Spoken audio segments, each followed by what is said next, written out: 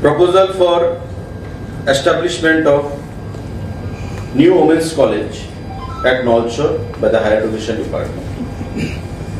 Nolchore Higher Education Department এর দ্বারা সিদ্ধান্ত গ্রহণ করা হয়েছে নলছরে একটা ওমেন্স কলেজ সেখানে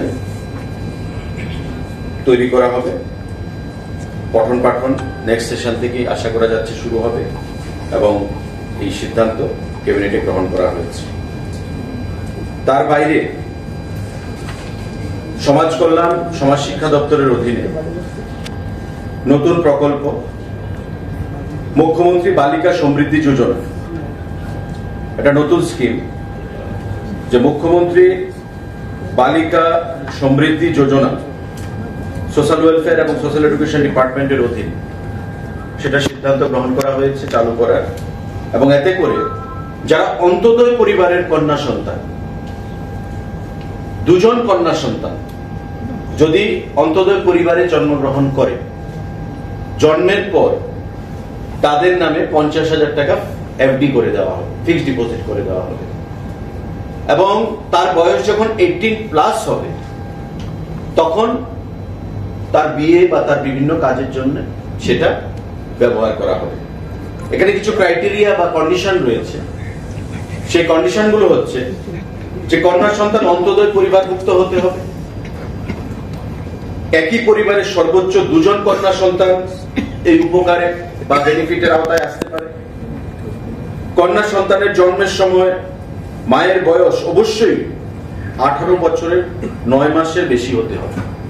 মানে যে পরিবারে কন্যা সন্তান জন্মগ্রহণ করবে, যে জন্মদাতা মা তার বয়স অবশ্যই 18 বছর 9 মাসের উপর হতে হবে এবং কন্যা সন্তানের জন্ম অবশ্যই কোনো স্বাস্থ্য কেন্দ্রে হতে হবে, গভর্নমেন্ট কোনো জায়গায় কন্যা সন্তানের জন্মগ্রহণ হতে হবে এবং সুবিধাভোগী কন্যা সন্তান 18 বছর পর্যন্ত অবিবাহিত থাকতে হবে, আনম্যারিড থাকতে হবে।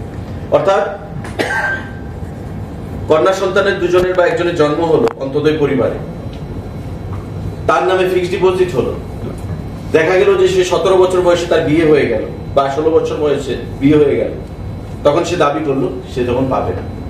অর্থাৎ উদ্দেশ্য হচ্ছে কি চাইল্ড ম্যারেজ তাকে একদিক দিয়ে আটকাতে হবে এবং পাশাপাশি যারা গরিব মার্জিনালাইজড ফ্যামিলি অন্তোদয় পরিবার তারা যেন অর্থনৈতিক ভাবে সেখানে সুবিধা পেতে পারে।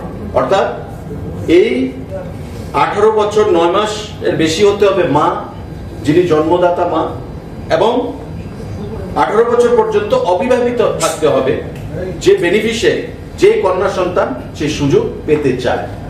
18 বছরের পর, জন্মের পর থেকে 18 বছরের পর ওই ফিক্সড ডিপোজিট 50,000 টাকা বেড়ে যে টাকাটা হবে সেই টাকাটা তাকে প্রদান করা হবে।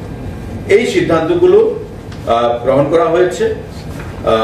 সাংবাদিক বন্ধুদের যদি কোনো